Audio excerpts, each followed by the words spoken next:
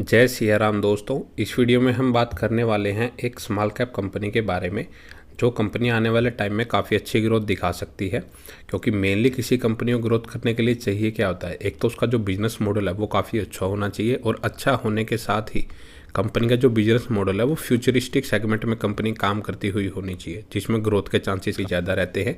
Plus company का अगर पीछे का ट्रैक रिकॉर्ड भी देखेंगे तो कंपनी ने काफ़ी अच्छी ग्रोथ दिखाई है, जिसको देख के अगर आपको आइडिया लग ही जाएगा कि आने वाले टाइम में यह कंपनी काफ़ी अच्छी ग्रोथ कर सकती है। कंपनी का बिजनेस मॉडल की बात करें तो कंपनी वाटर ट्रीटमेंट के इंफ्रास्ट्रक्चर से रिलेटेड प्रोजेक्ट करती हुई नजर आ रही है। सेक्टर की अगर हम फिलहाल बात करें तो अभी इस सेक्टर की जो वैल्यू है अगर आप देखेंगे $2.87 बिलियन से इसकी 2024 में इसकी वैल्यू है, और आने वाले टाइम 2030 तक अगर देखें तो यह सेक्टर $4.6 बिलियन का हो सकता है, और 2034 तक अगर देखें तो यह $6.3 बिलियन तक जा सकता है। क्योंकि अभी जैसे जैसे पॉपुलेशन बढ़ती जा रही है, यूटिलाइजेशन का जो वाटर है वो काफ़ी कम होता जा रहा है, और अर्बनाइजेशन भी लगातार बढ़ता ही जा रहा है। गांव कम होते जा रहे हैं, शहर बढ़ते जा रहे हैं, तो वहाँ पे भी सीवरेज ज़्यादा होते जा रहे हैं।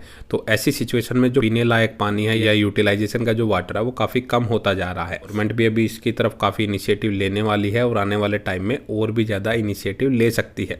क्योंकि पीने के लिए पानी भी चाहिए सबको, यूटिलाइजेशन के लिए भी पानी चाहिए। तो जैसे जैसे पॉपुलेशन बढ़ रही है तो उस हिसाब से रिक्वायरमेंट भी बढ़ेगी। तो आने वाले टाइम में यह सेक्टर काफ़ी अच्छी ग्रोथ दिखा सकता है। इस वीडियो में मैं एक ऐसी ही कंपनी को स्टडी करने वाला हूं, तो आप इस कंपनी को स्टडी पर्पज से अपनी वॉच लिस्ट में ऐड कर सकते हैं। इस कंपनी का मेनली अगर आईपीओ देखें तो इसी साल अभी 2-3 महीने पहले ही इस कंपनी का आईपीओ आया था। तो ज़्यादा कोई इसकी शेयर होल्डिंग का डाटा अवेलेबल नहीं है।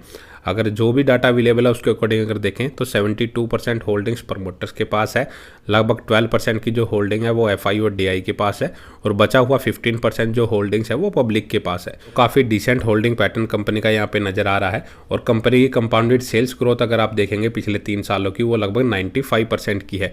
वहीं कंपाउंडेड प्रॉफिट ग्रोथ भी अगर आप देखेंगे तो वो 75% की है। तो कंपनी ने काफ़ी अच्छी ग्रोथ पिछले 2-3 सालों में दिखाई है। वहीं कंपनी के पास अगर रिजर्व की बात करें तो कंपनी के जो रिजर्व हैं वो लगातार बढ़ते ही जा रहे हैं। फिलहाल लगभग 170 करोड़ के आसपास के रिजर्व हैं, और डेप्ट अगर आप देखेंगे सिर्फ 1 करोड़ की है, मतलब डेट फ्री कंपनी आप इसको कह सकते हैं। तो यह भी कंपनी के लिए एक प्लस पॉइंट है, क्योंकि रिजर्व जितने ज़्यादा होंगे कंपनी के पास, कंपनी अपने इस पैसे की यूटिलाइजेशन अपने आने वाले टाइम में बिजनेस ग्रोथ के लिए कर सकती है। अगर कर्जा किसी कंपनी के ऊपर होता है तो फिर कंपनी को डेट भी पे करनी पड़ती है। बाई चांस उसके क्वार्टरली रिजल्ट भी कई बार खराब आते हैं, तो उसमें कंपनियों को काफ़ी दिक्कतों का सामना करना पड़ सकता है, और ग्रोथ कंपनियों की जो वो है स्लो हो जाती है। कंपनी के अगर एनुअली रिजल्ट्स की बात करें तो कंपनी के अगर आप सेल्स देखेंगे पिछले 3-4 सालों में तो 32 करोड़ से बढ़ के लगभग 240 करोड़ के आसपास की हो चुकी है।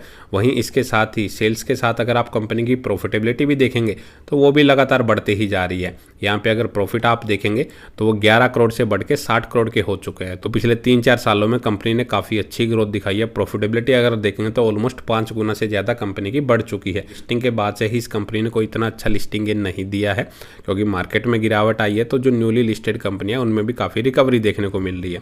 अगर क्वार्टरली रिजल्ट की भी अगर बात करें तो दिसंबर क्वार्टर में कंपनी ने 51 करोड़ की सेल्स की थी, जो कि पिछले अगर देखें 2-3 क्वार्टर्स को कंपनी ने यहाँ पे बीट किया था। फिर भी अगर हम देखें कंपनी का तो वो भी बढ़ता हुआ नजर आया था। 15 करोड़ का कंपनी ने यहाँ पे प्रॉफिट किया था।